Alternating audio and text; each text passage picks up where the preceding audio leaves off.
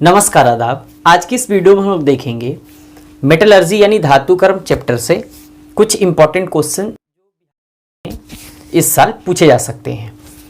इसमें जो हमने क्वेश्चन सेलेक्ट किया है उससे आपके ऑब्जेक्टिव भी पोर्शन हो सकते हैं और सब्जेक्टिव भी हो सकते हैं। इस चैप्टर से मैक्सिमम 5 नंबर का सवाल पूछा जाता है, तो उसके लिए हमने लगभग 13-14 सवाल सेलेक्ट करके रखे हैं।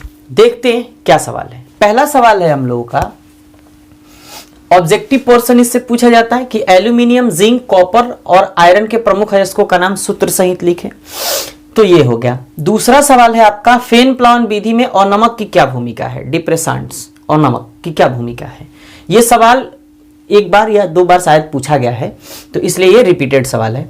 एल्यूमिनियम के निष्कर्षण में निच्छालन का क्या महत्व है। ये सवाल बहुत ज्यादा इंपॉर्टेंट है, क्योंकि पिछले 3 सालों से 4 सालों से यूं कहें तो ये बार बार रिपीट कर रहा है और ये सवाल 2 नंबर का पूछा जा रहा है। अब देखिए, कॉपर के कॉपर का निष्कर्षण हाइड्रोमेटलर्जी यानी हाइड्रो धातु कर्म विधि द्वारा किया जाता है, जबकि जिंक का नहीं, क्यों। ये सवाल आपके पास मौजूद है और ये बहुत ज्यादा इंपॉर्टेंट क्वेश्चन है, बहुत ज्यादा, क्योंकि अगर ये सवाल नहीं दिया इस साल तो या तो ये देगा नहीं तो ये देगा, है ना।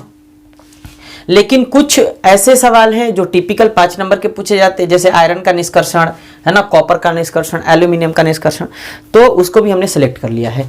अगला सवाल है आयरन के निष्कर्षण के दौरान वात्या भट्ठी यानी ब्लास्ट फर्नेस में होने वाली अभिक्रिया को लिखे। केवल आपको रिएक्शन लिखना है, ठीक है, जो ब्लास्ट फर्नेस में वात्या भट्ठी में रिएक्शन होती है।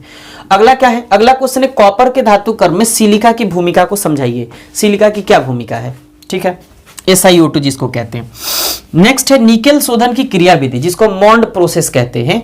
वही मॉन्ड प्रोसेस आपको क्या करना है, एक्सप्लेन करना है। काफी इजी है ना, एक्सप्लेन कर लीजिए। अगला क्वेश्चन है कार्बन और कार्बन मोनोऑक्साइड में से जिंक के लिए कौन सा अच्छा अपचायक है। ये ऑब्जेक्टिव सवाल भी कई बार पूछा गया है। और जितने सवाल आप देख रहे हैं ये सारा ना अपने नोटबुक से ही उसका उत्तर लिखिएगा, अपने नोटबुक से, जिस टीचर से भी आप पढ़े हैं पूरे साल, उसी टीचर के नोटबुक से आप उसको प्रिपेयर करने का प्रयास करिएगा। किसी दूसरे के चक्कर में रहिएगा फिर लैंग्वेज इश्यू हो जाएगा आपके लिए, ठीक है, तो ये ध्यान रखिएगा। अगला क्वेश्चन है कार्बन मोनोऑक्साइड का उपयोग करते हुए अपचयन द्वारा जिंक ऑक्साइड से जिंक का निष्कर्षण क्यों नहीं किया जाता है। यह भी इंपॉर्टेंट क्वेश्चन है। अगर ये हो जाता है तो ये भी हो जाएगा इजीली। अब देखो, अपचयन द्वारा ऑक्साइड अयस्कों की अपेक्षा पाइराइट से तांबे का निष्कर्षण करना कठिन क्यों है। ये भी सवाल इंपॉर्टेंट है। जिंक ब्लेंड से, अब 5 नंबर के सवाल, अब आ जाएंगे 5 नंबर के। जिंक ब्लेंड से जिंक के निष्कर्षण में होने वाली विभिन्न रासायनिक अभिक्रियाओं को लिखें। ये 2014 में 3 नंबर का सवाल पूछा गया था, ठीक है, लेकिन मैक्सिमम 5 नंबर का सवाल भी पूछा जा सकता है। कॉपर के प्रमुख अयस्कों का नाम लिखें। कॉपर पाइराइट से कॉपर के निष्कर्षण के सिद्धांत को लिखें। 5 नंबर का सवाल है। और कॉपर के एल्यूमिनियम के प्रमुख अयस्कों का नाम लिखें और बॉक्साइट से एल्यूमिनियम के निष्कर्षण के सिद्धांत को लिखें। यह भी 5 नंबर।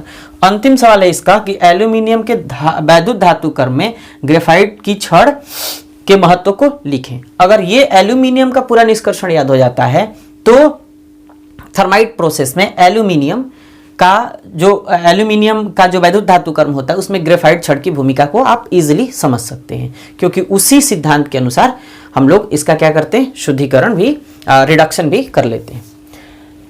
तो ये रहे आपके कुछ इंपॉर्टेंट सवाल और इसका नोट्स जरूर बना लीजिएगा। इसमें कुछ अंतर संबंधित सवाल हैं, तो अंतर संबंधित सवाल हम अगले वीडियो में आपको दे देंगे, तो इसका नोट्स जरूर बना लीजिएगा और रिवीजन कर लीजिए इसका, क्योंकि ये बहुत ज़्यादा इंपॉर्टेंट है। और कुछ ही क्वेश्चन है, 13-14 क्वेश्चन है, और अगर ये हो जाते हैं तो मुझे लगता है कि आपसे सारे सवाल इजीली हो जाएंगे। तो अगर चैनल पे पहली बार आए हो तो चैनल को सब्सक्राइब करके बेल आइकन को जरूर प्रेस करिए। मिलते हैं नेक्स्ट वीडियो में ऐसे इंपॉर्टेंट क्वेश्चन के साथ। Thanks for watching.